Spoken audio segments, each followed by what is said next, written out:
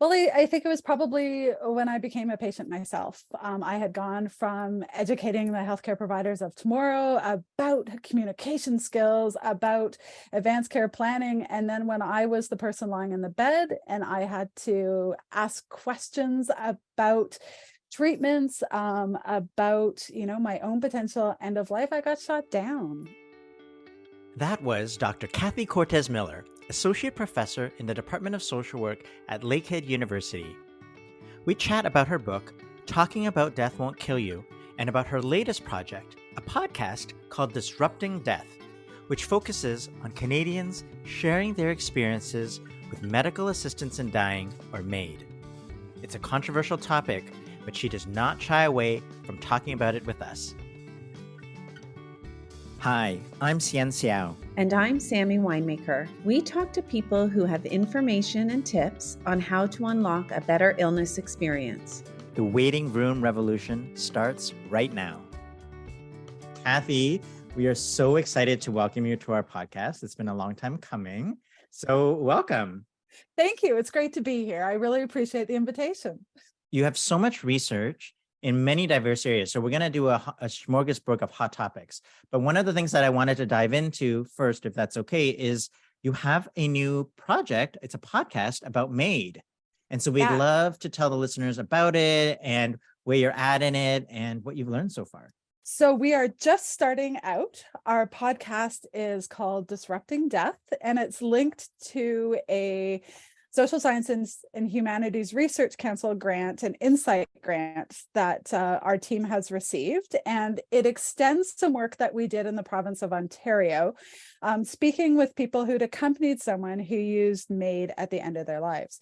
And so we have gone national. And one of the things that we learned from our first grant was that there's a lot of misunderstanding around medical assistance in dying. And people have a lot of questions and they want to have an opportunity to talk and learn more about it. And so I knew of a great podcast that was reaching out into a wide myriad of homes and areas. And I thought, it's trending, this podcast thing. So we have just started. We have recorded our fourth episode. We haven't officially launched yet. But I can tell you one of our very first interviews was with Sandra Martin, who is the author of A Good Death, which is a book that was published just when medical assistance in dying was legalized and kind of captures the historical movement of MAID in Canada. And she is a fabulous speaker and an incredible story keeper. And so we have interviewed her. We've also interviewed a playwright, somebody who was doing a theater piece on MAID. We've interviewed a couple of people who've accompanied someone who used MAID. And we're hoping to actually speak with Senator Pamela Wallin in the next few weeks as well. So Kathy, why a podcast focused exclusively about medical assistance in dying, or in other countries it's called voluntary assisted death or physician assisted death? Why focus just on that? Well, and we've had this discussion, but I've said it in the past, it's been legalized for Canadians. It's not up for me to decide whether or not it should be. It's now, how do we build capacity so people make the right choice for them at the end of life? And I think now more than ever, with the expansion of Track 2 and all the discussion that's happening on social media around MAID, we need to make sure people understand how it works, accessibility, and also to make sure that there is access to palliative care and good palliative care, whatever that looks like. And are you at all worried about the controversy surrounding this topic? I honestly think that in palliative care, we're doing ourselves a disservice by trying to divorce ourselves from MAID. Oh my God, that's super cool. I'm wondering if you could elaborate on the biggest misconceptions that are out there about MAID, because that's what brought you to this work, like people not truly being misinformed about it. So one of the big pieces for me, my own personal learning, and I don't know if this is like the public misconception, but one of the big pieces, being someone who is closely linked with palliative care and the field of palliative care and worked on a hospice unit for many, many years, I thought that palliative care and MAID were two entirely different things, and never the twain shall meet. So when we first started our research, actually, our first piece of research was with physicians in Northwestern Ontario, because I was wondering, what's going to happen? We have a challenge in terms of accessibility to a palliative approach to care here in the North. What's going to happen when we introduce MAID? And so we interviewed physicians who, we had really mixed experiences. Some who it linked incredibly well with the support and services that they were providing in their small communities. And sometimes people who were like just completely taken aback with this addition to the workload. This was early days in MAID. But they said what you need to do is talk to those people who are actually engaging in it. So for me, one of the biggest learnings was that the majority of people that participated in our research had access to a palliative approach to care. Now, I get critiqued on that by people like, was it good palliative care? Was it really a palliative approach? Was it an interdisciplinary team? That I don't know at this point, because we didn't ask that question at the onset. Those are questions we're going to ask moving forward to really kind of begin to flesh that out. But for me, the biggest learning was that people thought they had access to a palliative approach to care, and their person still chose MAID at the end of life. Mm-hmm. So the corollary is that those people were not requesting MAID because they didn't have any access to palliative care, which was the fear when it was coming down the pipeline. Yeah. That most palliative care specialists, our field, were worried that that people would opt for MAID because they didn't have access to palliative care or a palliative approach. And so they worried that if we put all this energy in MAID and not the same, if not more energy in raising the bar around access to a palliative approach, that we would be continuing to chase our tail. Yeah. And I would say that was one of my big worries too, as someone working in palliative care. And I was thinking, to myself, I don't even think we have allowing natural death under control before we started hastening death. Mm-hmm. And so how would that work?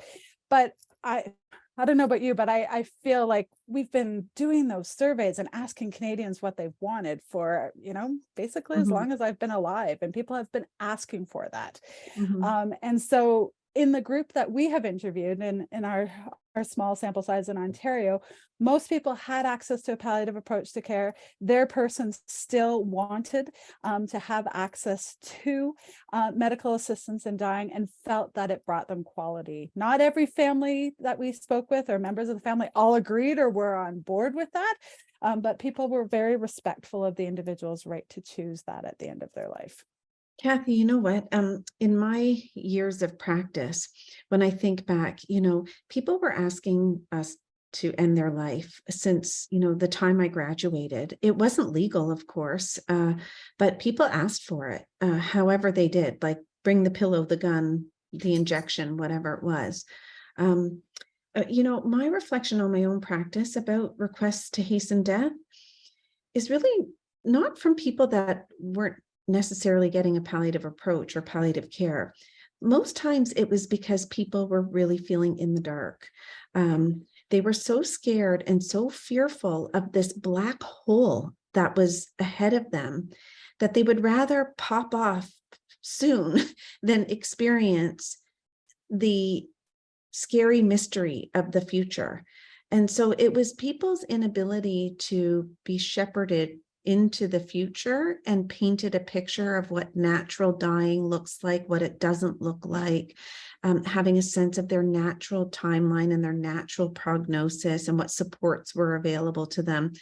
Without all that information, again, it was like looking into a monster at the, as their illness was unfolding. And so I would rather not see the monster under my bed. And so please put me out. But I found that, when I sat with people and helped untangle all of this for them, many of them said, well, I still might want it down the road, but I didn't know. Pause. Let me think about that a little bit. So, the lack of information coming to people so that they can truly make an informed decision by comparing what made looks like and what natural dyeing looks like is a little bit of a gap, bigger than a little bit. I agree. And I think we need both. I don't think it has to be this or, but I think it's about increasing death literacy for I Canadians, but agree. everybody around the world. Like, we're getting more countries who are interested and are looking at some of the things Canada has done well around MAID and some of the things that are not going so well, I would say, at this point. And so people are paying close attention. And I think when we have conversations, and that's one of the things I'm hoping our podcast will do, as well as I know yours does, is work to increase people's death literacy. And hopefully they'll hear different things, different stories, different perspectives of things that they haven't thought about, that will help them to plan well for the end of their life. Yeah. What, call it dying literacy. Yes, we've had this chat. Yes, I know. death is the end, dying is the process that we need to be preparing for, and to think more around that so that we can make those good decisions. Yeah. So one of my follow-ups to that is, you kind of touched upon it, in being from Northern Ontario. A lot of your research and even your thoughts about palliative care access are probably influenced by, the ruralness and the geographic limitations. And so much of your research really champions, marginalized populations, whether it's rural Ontarians or First Nations populations or the LGBTQ2S+. Like, why do we need to think about palliative care for these different populations? Because it's not, we often hear about it from big academic centers, urban centers, right? This idea of palliative care and, the bells and whistles. But I bet you it looks different in, remote and rural areas, which is, not just in Ontario, all over. So I'd love to hear some of your perspectives of why you, spend research time and thoughts about that group. First off, I would say I love living in Northwestern Ontario. If you asked me this 20 years ago, I would have been like, there's no way. It's cold. There's nothing out here. You were literally in the middle of nowhere. And now I think it's the best place to be. I love the space. I do not love when it's minus 40 something bazillion and it's cold. However, we move through that.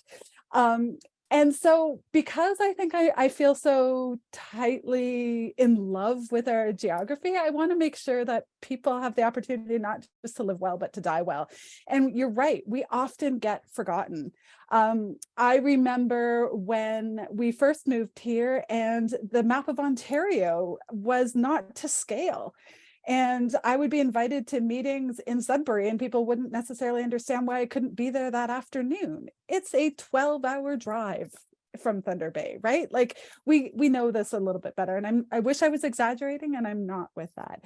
But we also think of Thunder Bay as being in the middle of nowhere. And Thunder Bay is kind of the gateway to Northern Ontario. There is a whole massive group of, not in terms of numbers, but geographical space up there that it belongs to Ontario, that needs to have access to healthcare, that voices need to be heard. And so thinking about what's going on in our own home, I think, should guide most researchers in the work that they do. So to me, it makes natural sense that that's what I'm paying attention to. And it's also my community. It's where I know people. It's where I have access to those stories, and then hopefully can bring those forward to translate into some sort of research. And we have lots of Indigenous people up here in the north that we get the privilege, and I get the privilege of learning from and finding out different ways and viewpoints around end-of-life care. And Indigenous communities have been taking care of their own for centuries. And a lot of the things that I think you, Sammy, and I value in terms of conversations, in terms of knowledge, in terms of shared practice and love at the end of life, has been exhibited in Indigenous cultures for way longer than we have been talking about that. So to see that happen, and to see how we can, from a place of cultural humility, learn from that and enhance our understanding, is so very important.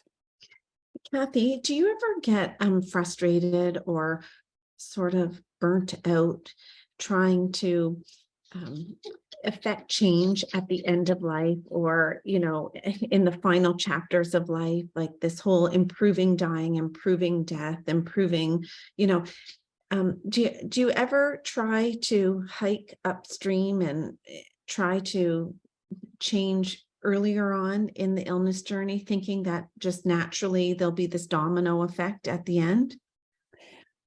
I would say so. And I would say, like you two, in terms of thinking about a book and thinking of using that kind of platform as a way of educating in a different way. So I started off educating healthcare providers, the healthcare providers of tomorrow, even, and thinking that that would be a great way to start. And then at our center, the Center for Education and Research on Aging and Health, we'd be out advertising this stuff, and we would hear from people in the community. Hello, it's great that you're doing that for healthcare providers, but really, I'm the person who's taking care of our person in their home for the majority of this time. What about us? And we're like, there's nobody funding that.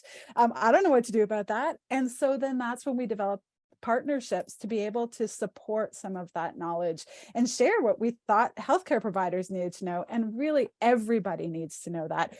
So I hope that the work that I get to participate in helps to front load some of that. I think we're getting better at paying attention to that. And I have to say that helps to reduce my frustrations of the system. So yeah, there are times when I feel like I'm hitting my head against the wall, and I know many people working in end of life feel that way. But when you hear that something that you have been trying to share is resonating for people who are literally caring for their people in their homes, that's helps to make it feel worthwhile. Yeah. Tell us about your book. Oh, I wrote this little book. It was published in 2018, and it really was because of what I was just telling you about, that we were invited in the community to do talks to different groups, and people would be like, how come you haven't written this in a book? And I was like, well, I didn't think anybody'd want to hear about it. So I put it into a little book that was published by ECW Press, and it's called Talking About Death Won't Kill You, because that is really what I believe. I And I love know that. you both do too, Mhm. because we need to have those conversations. And to me, it was a conversation starter. And it's been great to hear that people have used it to start their own conversations. Yeah, what was the personal motivation behind writing the book in the first place? Like, what was the sort of the moment that led you to be like, this is too important to just, leave on the desk? Well, I think it was probably when I became a patient myself. I had gone from educating the healthcare providers of tomorrow about communication skills, about advanced care planning. And then when I was the person lying in the bed and I had to ask questions about treatments, about, my own potential end of life, I got shot down. I knew enough because I had accompanied people who had died of cancer, the same kind of cancer that I had. And when I felt how hard it was to be denied the opportunity to have that conversation, but also as somebody who thought she talked about this kind of stuff pretty easily, to be shot down was a harsh reality. And so I wanted to hopefully change that for people moving forward. Mhm. I read your book and I love it. And it is written in such clear language that it's poetic and beautiful and practical all at the same time. Oh, goodness. That's lovely of you to say. I have to say, the having your own health problem, I felt gave me street cred, to be honest, Yeah. in a way that, a PhD didn't. Yeah. All this kind of stuff, like it unfortunately changed sort of my ability to Yeah. understand things, but also to speak about them. Kathy, a really personal question that you don't have to answer, but you have children. Um, Yes. and so that adds a whole different layer. The one layer is to, try to leach out of your healthcare providers an open dialogue about the possibilities in the future, the scary stuff. How'd you deal about that stuff with your children? It was hard. I was better at talking to other people's kids about dying, death, loss, and grief than I was my own.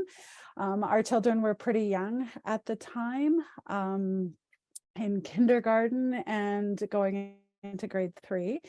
And they we had lots of conversations. I got better as time moved on.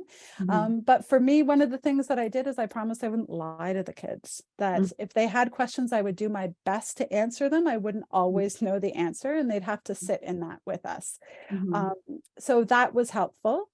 Um, it's interesting now as they are young adults and in university, as they will bring some of that stuff and say, yeah, you're not as good at doing this kind of stuff as you think you are. That's always really nice to hear. Mhm. Um, they also get a little bit embarrassed when they see their friends reading my book. I kind of love that. And Yeah. their friends are like, hey, you've got to be good at talking about dying and death because look, your mom Mhm. wrote a book. Mhm. Um, and I think they're more comfortable than I was at their age. And for Yeah. them, and that also gives me hope. It's the greatest title. I love it. Thanks. I got asked a couple times, do you think it's kind of edgy, or like, are you trying to get people? And I was like, it's not edgy, it's just true. True. Yeah. Like, it's not going to kill you, and it's going to be a lot more harmful if you don't have the conversations. So when you were going on your book tour and going across the country and elsewhere talking about it, what were some of the reactions to it? I mean, were you being welcomed upstream when you were trying to say, hey, dying, mortality, and public health approaches are important? Or did you feel like you were hitting your head against a wall? When I would be invited into community groups, people were incredibly welcoming. People want to have the conversations. They want to develop their own skills to have them. One of my favorite stories was a woman who came up to me when I was doing a community talk, and she said that she was buying my book for all of her kids at Christmas. And the only thing she was asking was that they had conversations with her about it. And that was her Christmas gift. And I thought that was so brilliant and so easy. So I would say for the most part, it was welcomed. There are people who still don't want to talk about dying and death. There are cultures that don't like to use the D words. I'm really clear with my language because I think that's important for little people, but also for all ages, that we use clear language. I fully respect some cultures, including some of the people I get to share space with here in Northwestern Ontario. They like to use terms like journeying, which fits well. But generally, the clear language I found was something that worked with me and for me. And when you say you go out and you talk with communities, give us a sample of what you talk about. So I put together a talk that was called Talking About Death Won't Kill You. And so I would talk a little bit about how most Canadians think that these conversations are really important, but yet less than, I don't know what the latest stat was I think most of us talk about it with our lawyers more than we talk about it with our healthcare providers, which I think is fascinating on so many levels. And as Sammy, when we have the discussion about dying and death, people will more talk about what they want to happen after they're dead versus what should happen while they're living until they die. And so I would try and front load and push that conversation back and say that the things that you talk about before and what you want to happen until you die are the important conversations. Then we would talk a little bit around advanced care planning and some of the ways to stimulate that conversation. And I would make sure that people understood that advanced care planning is not about your will. It's not about your funeral arrangements. It's about what do you want to live as well as possible until you die. Yeah, no, those topics are so important and really should be offered at every local library. And that's one of the things that we tried to do. And so I had the privilege of partnering with Compassionate Ottawa, and we put together book chats. So there's a series of questions that guide going through our book, the book that I wrote, in terms of stimulating the conversation so that they can be used in book clubs, they can be used in church groups, like any sort of group. And libraries have been incredibly supportive around my book as well. I'm so old fashioned. I think about this idea of just cloning people like you and putting you on park benches and with a sign saying, come talk to me. You know how they have that for seniors, right? They have these benches where they put seniors sitting on them. Come talk to us seniors today. Exactly. And I would say that's one of the things that we've been working at. here in Thunder Bay, we have this dialogues, which is in partnership with Hospice Northwest. And that was kind of our thinking around it. It's a chance for people who are in the community who have stuff they want to talk about around death, dying, loss, and grief. And so we would bring them together to have those conversations. Yeah, so I'm glad you brought up grief, because I also know you have done a lot of work with the Canadian Grief Alliance and have been talking about how grief and bereavement is a part of our thinking of how we can live and die well, including for those who, who survive after someone has, dies. So can you tell us a little bit about the Canadian Grief Alliance and why grief is so important? Yeah, sure. I would love to. So I'm going to say this next little bit as a social worker who worked on a hospice unit, that in palliative care, we haven't done grief really well. We tend to tack it on. If you think about those nice graphs that we have, we've got grief at the end, right? And I think we're getting a little bit better. I think people are becoming a little bit more grief literate in terms of understanding that it's not Kubler-Ross's 5 stages, that you need more than 3 days off of work, perhaps, to engage in some of your own personal grief work. And then COVID hit. And so there were many people across the country interested in improving how we were supporting Canadians who were grieving. And then with COVID hitting, recognizing that there was a lot of grief that was happening in so many different pockets, and we didn't have the support systems. And so a group of us came together with the support of Canadian Virtual Hospice to think about what is it that we could do. And so we did try to do some of that upstream work in terms of education. We did a lot of webinars. We did a lot of talking about grief. We did some challenging of the systems, particularly during COVID lockdowns, when people weren't able to be at the bedside of people who were dying, people who were then grieving in isolation, not able to have some of those rituals. And so we tried to do some education. And during that time, as I know both of you were working in different ways, and I worked with a MSW student who looked at developing a repository of some of the strategies that people were using when they weren't able to do some of the traditional grief rituals. And so the Canadian Grief Alliance has been advocating, we've been applying for funding, we've been trying to do education and trying really to make sure that grief stays on the radar of those people who are making decisions. You know what? I am guilty of exactly that. Like in my entire career, I don't think I have appreciated how important attending to people's grief and opening the space for grief has been, until honestly the last few years. Specifically, I am in awe of the power of anticipatory grief and how important that whole phenomena is. We talk so much about hope and how important hope is and how hope evolves. It needs to match the reality of where the person's at in their illness and move along as the illness moves along. But same is for anticipatory grief, is my understanding, is really you can get quite stuck and not be able to harness the power of earlier grieving if we continue to pretend like everything is going to be okay, or we keep people in the dark about their illness and we don't talk about the truth and reality of someone's illness changing over time.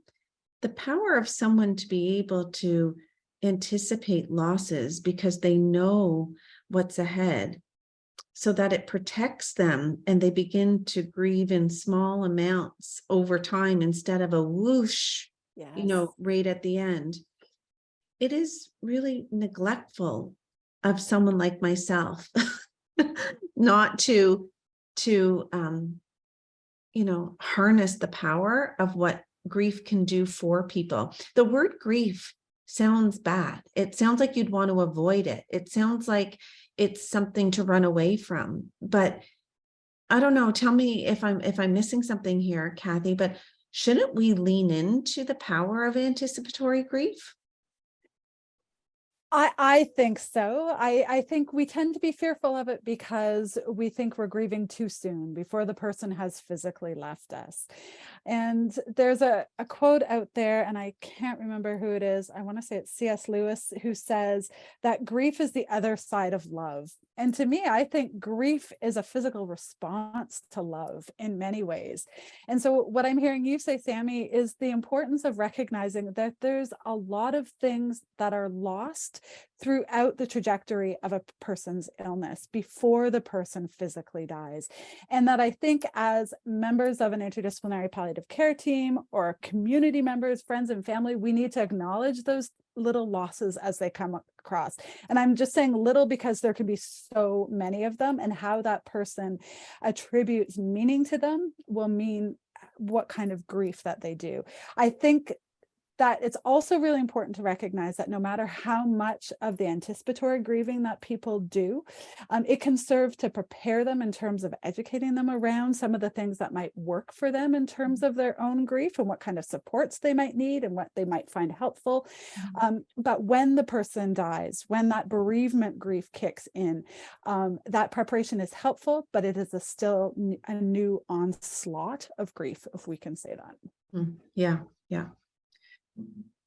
And then I'm just continuing on that note, there's the people that do so much of the work beforehand. They do the bereaved grief part around, after the death, and then seem to pick up and function. And some people can get back into the swing of life sooner than other people. Who may not appreciate they did a lot of the work before the person had died, right? Yeah. So they can get a backlash like, oh, look at him, he's dating again, or, look at her going out for dinner, because people don't really appreciate the various colors and faces of grief, and that the rhythm is very uniquely individual. And I think we have this idea that you attach grief to time, and that there becomes a point where you're done your grief or you get over it. And I think we have a deeper understanding that when somebody that we care about dies, you don't get over that. You figure out how to have a new relationship with that person when they're no longer physically present. And so what that relationship looks like will ebb and flow. I use myself as an example. My best friend died when I was in high school, very suddenly, of acute leukemia in a period of 11 days. And it was like incredible. I didn't know anything about grief at that point. Do I still grieve her today? Not actively, but do I miss her when big life events happen? Absolutely. Was I very sad that she wasn't around when I gave birth to my first child? Absolutely, because we talked about that as friends, and I would have loved to have had that experience with her. So you don't get over the death, you just figure out how to make that fit into your life. Yeah. So changing topics a bit, I want to talk about your work with compassionate communities and your support for public health approaches in palliative care, because you've spoken at conferences about the power of community and hearing people's stories. Why is the public health approach and community so important as a part of a new way of dying? I think because of some of the things that we were talking about, is that it's a proactive response to end of life. It recognizes that 100% of us are going to die, that our healthcare system can't keep up with what we require. And so we need to do some of that upstream work. And to me, a public health approach to palliative care doesn't look at preventing death. It recognizes that it will happen, but instead it does what we were talking about in terms of providing education, building capacity in communities, so that not only can people know how to help, like if we think traditionally, there was the casserole brigade when somebody got sick, right? And everybody comes with food and support and shovels the walk and walks the dog and takes care of the kids so that those who are closest linked to the person who is ill can support that person. We've moved a little bit away from some of that as we've been geographically dispersed. We don't have the same kind of, one could argue, family systems as we've had in the past, but community is still there. And so to recognize that it can be our workplace community that can support us in taking care of us. It can be our geographical communities. It can also be our faith communities. And so a public health approach looks at thinking about how do we build capacity in those different systems so that we can take care of each other. And one of the things I appreciate about it is that it looks for people, not us, on this podcast. It looks for those people who are naturally caregivers. For example, let's use a hairstylist. And I'm reminded of a story that I heard here in town where a woman had a long-standing relationship with her hairstylist, and she would go every month for, I don't know, look at me, some sort of hair blowout. I don't speak hair. And she would go, and the one time she didn't show up, stylist knew enough about this woman to be able to figure out who to call in her family system. And the sad piece is that they found the woman. She had had a some sort of big physical attack, and she was dead in her home. However, the hairstylist knew who to call to make that happen, so this woman wasn't at home by herself and found weeks later. That they knew who the connections were, they could take care of each other. And they also came together as a community to support the family. And they put together this lovely package of memories for this person. It doesn't fix the fact that the woman died. She would have probably died anyhow, but the community was able to support each other in a non-traditional, outside of the healthcare system approach. You know, it's so interesting because a theme that comes up for me when I'm working and just thinking about the work that we do is how powerful trends, relationships, your spidey sense, you know, just, I think we don't appreciate the things that we take for granted as we're walking around, doing our work, being outside, going grocery shopping. Like, I know a certain rhythm to my surroundings, my community. You know, I know if someone's walking in my neighborhood that I haven't seen that person before, or, you know, if I'm walking and I don't see a particular person on their usual jog or walking their dog, they're now walking without a dog. Like, these things you don't realize you're paying attention to, that suddenly when there is a change from baseline or a change in the trend or something different, that's when you realize that your life revolves around patterns. And picking up on pattern change, I think we undervalue and underappreciate how important that sixth sense is. Yeah. Especially when it comes to what you're talking about, this idea of being part of a community and being perky to the things that might be triggers or red flags that someone requires assistance, or that we should lean in because that's a change in a pattern. What do you say, Kathy, to people who don't realize they may have permission or not to do that? You know, and when does Nosy Parker or like in compassionate communities, how do you formalize permission for community members to participate in caring for other community members? So a great example came from one of my students. Her grandfather had dementia. He was still able to live at home, but, you know, the family was beginning to see more and more kind of areas of concern. And she had listened to, you know, a bunch of public health people talk about this, getting out in the community and asking for help. And so I think it becomes asking for help and also knowing when to offer support. And so she was visiting with her grandfather, and they made a bunch of cookies, and they walked to a couple of neighbors and knocked on the door and dropped off some cookies. And she left a card with her phone number and introduced her grandfather. They would chat and whatever. And then they did this one Sunday afternoon, went out and met the neighbors. Next thing you know, all of a sudden there are kids playing in his front yard. He's got help with shoveling snow as winter came. When he took a fall, the neighbors knew who to call. all this kind of thing was beginning to happen because they asked. And she would tell you that it took a lot of guts to do and a lot of convincing her grandfather to go out and meet the neighbors. But it was because they were giving and hoping to receive that this provided them with that opportunity to do that. I don't know about you. I grew up in the 70s where we used to have block parent signs in the window. Do you remember this? And I remember walking to school and seeing those and knowing what houses looked like they could be safe places for me. So why can't we just shift that a little bit and think about how is it that we're becoming more community oriented again and taking care of each other? Like I am a house where you can ask me for assistance, like some kind of sign that would say, you know, I'm open to being helpful. Yeah. And when you were saying paying attention to the trends and changes. So when you asked again, what kind of talks I do, I'm reminded of when I got invited to a faith community. They wanted to learn a bit about grief because they were seeing in their church that people weren't accessing funeral homes in the way that they used to, that people were coming to have a church service, but weren't regular church goers and didn't know how to interact. And so they wanted their community to be there to support them and to be able to talk with people about grief and to be able to, you know, make sure that there was a box of Kleenex or to do some follow-up to welcome people to feel like this was a place that they could grieve in and honor somebody who had died.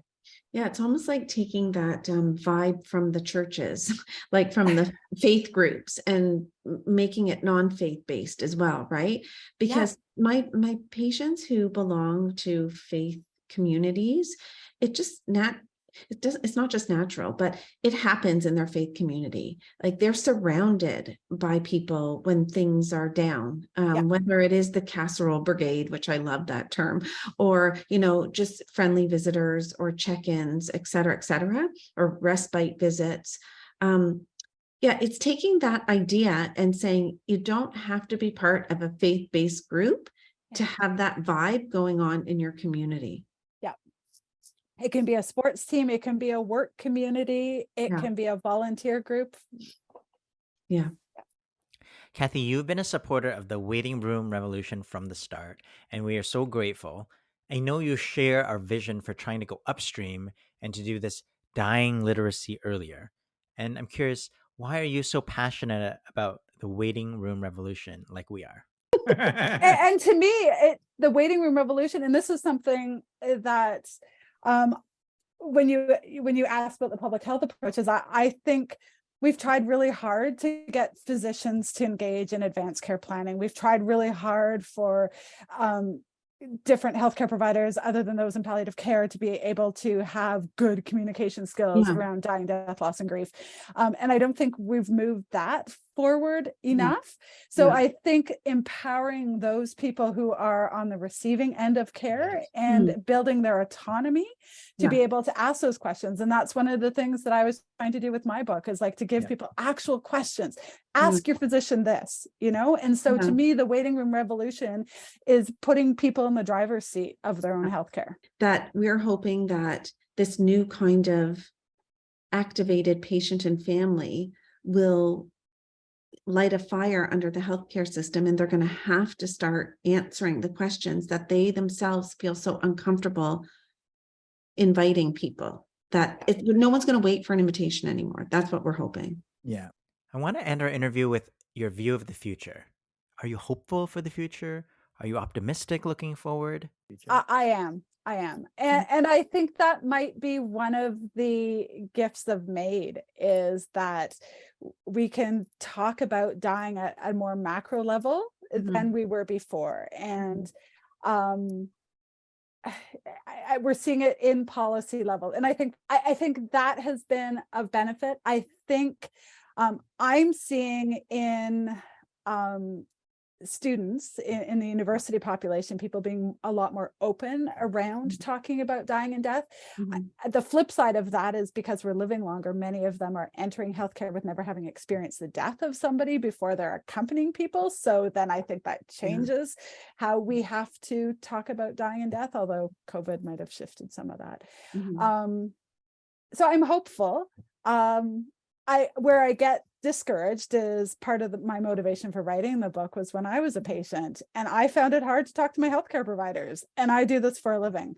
And I still found when I was in the bed how vulnerable you can feel when people aren't willing to go there with you and have a conversation. Kathy, thank you so much for joining us today. Thank you so very much for having me. I really appreciate it. Thank you, Kathy. You rock. Likewise, you both rock, and I can't wait to read your book. Thanks for listening. Don't forget to rate, review, and subscribe if you haven't already. You can visit our website, waitingroomrevolution.com, to learn more about our movement and how you can join it. The podcast is produced by myself, Kayla McMillan, Valerie Bishop, Shilpa Jyothi Kumar, and Maggie Sivak. Our theme music is Maypole by Ketsa.